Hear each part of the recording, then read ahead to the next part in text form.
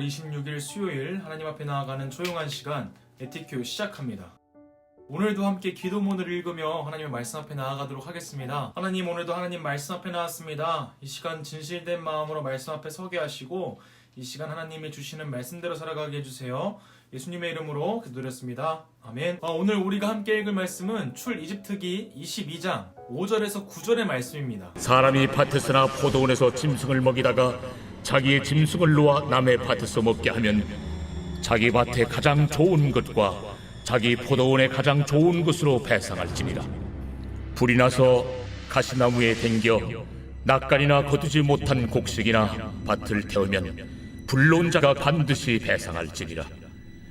사람이 돈이나 물품을 이웃에게 맡겨 지키게 하였다가 그 이웃집에서 도둑을 맞았는데 그 도둑이 잡히면 갑절을 배상할 것이요, 도둑이 잡히지 아니하면 그 집주인이 재판장 앞에 가서 자기가 그 이웃의 물품에 손댄 여부의 조사를 받을 것이며, 어떤 이런 물건, 즉 소나 나귀나 양이나 의복이나 또는 다른 이런 물건에 대하여 어떤 사람이 이르기를 이것이 그것이라 하면 양편이 재판장 앞에 나아갈 것이요, 재판장이 죄 있다고 하는 자가 그 상대편에게 갑절을 배상할지니라.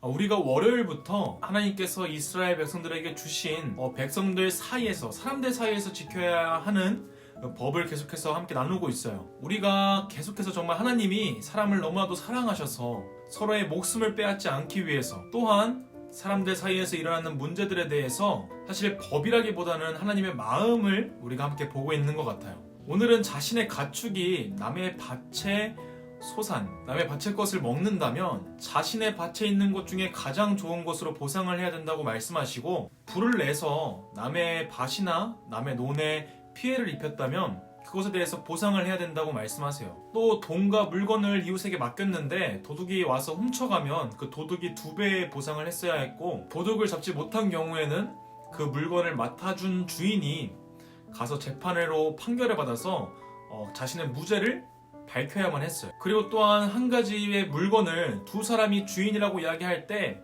두 사람 다 재판에 나와서 판결을 받아야 되고, 거짓말을 한 사람은 2배로 이 물건에 대해서 보상을 해야 된다라고 나와 있어요. 사실 오늘 말씀도 우리가 볼 때 하나님이 재판하시기엔, 하나님이 법을 주시기에는 조금 사소한 내용들이 아닌가 생각이 드는 것 같아요. 그런데 사실 이 사소해 보이는 이 문제들이 우리에겐 너무나도 중요해요. 정말 사소한 것들로부터 하나님 앞에 순종하고 하나님을 따를 때 우리는 큰일 앞에서도 하나님께 순종하고 하나님을 믿으며 나아갈 수 있는 거기 때문이에요. 하나님께서는 사소한 문제들 속에서도 하나님이 기뻐하시는 선택을 하길 원하셨어요. 그리고 또한 도둑질을 통해서 얻는 이득은 옳지 않다고 말씀하세요. 누군가를 속이고 누군가 것을 빼앗아서 누군가를 덜 가지게 해서 자신이 그 사람보다 나아지는 것을 하나님께서는 옳지 않다고 말씀하시는 거예요. 그리고 또한 우리가 월요일부터 오늘 수요일까지의 말씀을 볼 때 하나님께서는 꼭 똑같은 죄의 결과더라도 그 사람이 어떠한 마음으로 이 죄를 저질렀는지에 대해서 되게 중요하게 생각하세요. 결과보다는 그 과정과 그 사람이 어떠한 마음으로 이 죄를 지었는지, 이 죄를 행하게 되었는지를 더 중요하게 생각하시는 거예요. 우리가 전에 나눴던 말씀에서 보면 일부러 죄를 지은 사람에 대해서는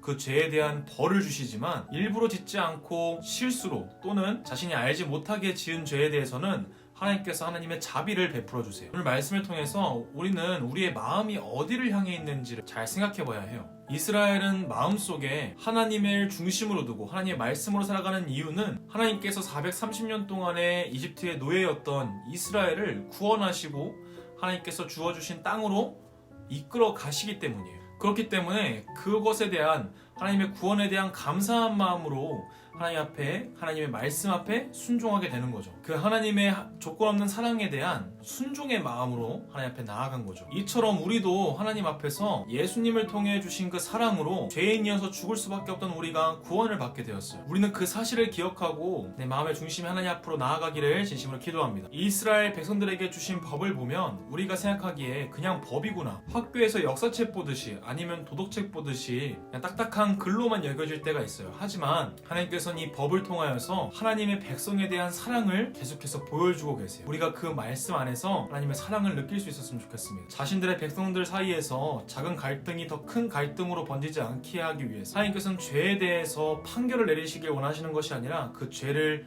억제시키기 위해서, 그리고 그 죄에 대한 복수심을 제한시키기 위해서 그것에 대한 판결을 주시는 것을 우리가 보게 돼요. 우리가 주일날 함께 나눴던 말씀처럼 이 세상은 하나님의 공의와 정의 가운데 하나님과 올바른 관계를 맺으며 하나님이 옳으신 것과 옳지 않은 것을 구별하여 살아야 돼요. 오늘 우리 친구들이 이 말씀을 통하여서 사실 이 이스라엘의 시민법이 우리들에게도 이어져 내려오지는 않지만 우리들 마음속에 하나님이 기뻐하시는 그 뜻대로 살아가야 된다는 그 마음이 우리 친구들 마음 가운데 있기를 기도합니다. 오늘 말씀을 가지고 같이 기도하겠습니다. 하나님, 하나님의 말씀을 통하여서 하나님께서 사람들을 너무나도 사랑하시고 그 안에서 하나님의 법과 하나님의 정의로 다스려지는 세상을 기뻐하신다는 것을 함께 나눴습니다. 우리도 하나님의 공의와 정의 가운데 살아갈 수 있도록 주님 인도하여 주세요. 예수님의 이름으로 기도드렸습니다. 아멘.